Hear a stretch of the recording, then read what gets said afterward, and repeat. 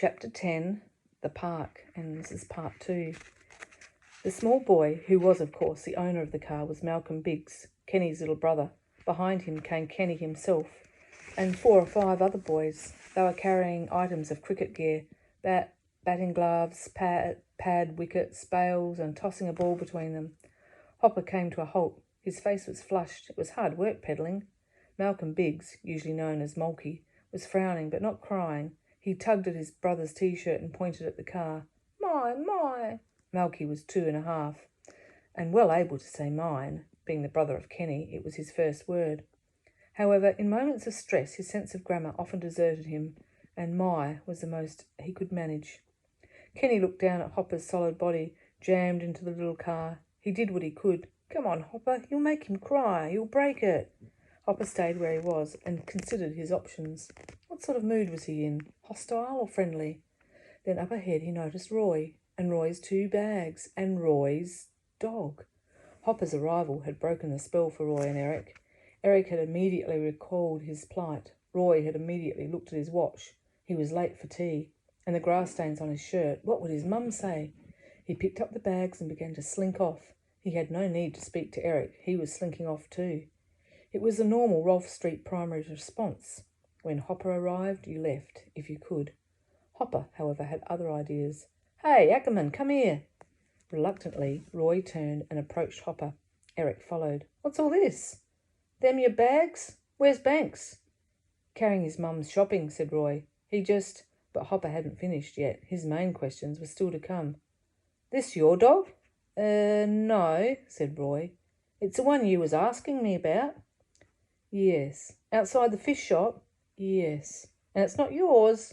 No, he sort of followed me. Roy, ill at ease, lowered the bags to the ground and stood twiddling with his cap. Eric did his best to look as though he had just followed Roy. Hopper looked suspicious. Then Malky, distracted for a time, took up again his plaintive cry. My. And Kenny said, Come on, Hopper. And Hopper, to the dismay of Roy and Eric and the delight of Malky, climbed out of the car. Then Malky climbed in and pedalled off, and Hopper said, I know this dog.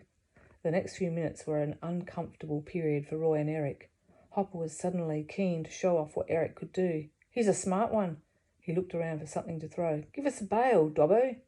No, said Dobbo, otherwise Philip Dobson, the owner of the bails and most of the gear except the bat. He and the other boys were pacing out the pitch and knocking in the stumps.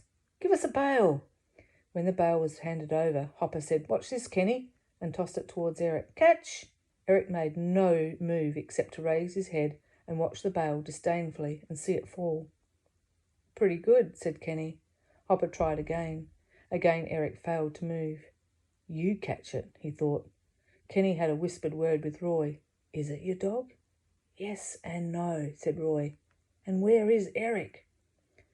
Roy shrugged his shoulders. Hard to say, he said. Hopper, meanwhile, had become displeased. What's all this about? He looked accusingly at Roy.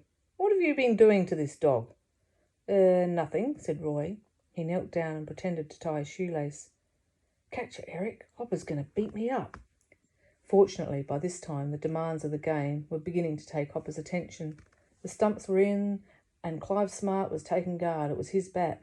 I'll bowl, said Hopper, at which point Roy seized his chance. In a sudden burst of overacting, he stared wildly at his watch. Is that the time? Grabbed his bags and scurried off. Eric followed. Hang about, said Hopper, but it was a half-hearted demand. His suspicions were still aroused, but he also wanted to bowl. Eric and Roy kept going at high speed. They made their way around the pond, meaning to leave by the top gates. Roy suffered in silence, the banging of the bags against his ribs. Eric ignored the urge to bark at the ducks as he went past. When they were well clear, Roy paused for breath and to swap the bags over. Listen, let's go to my place. I'll sneak you in. Woof, agreed Eric. He'd thought of that too. It was the best solution. And that is the end of chapter 10.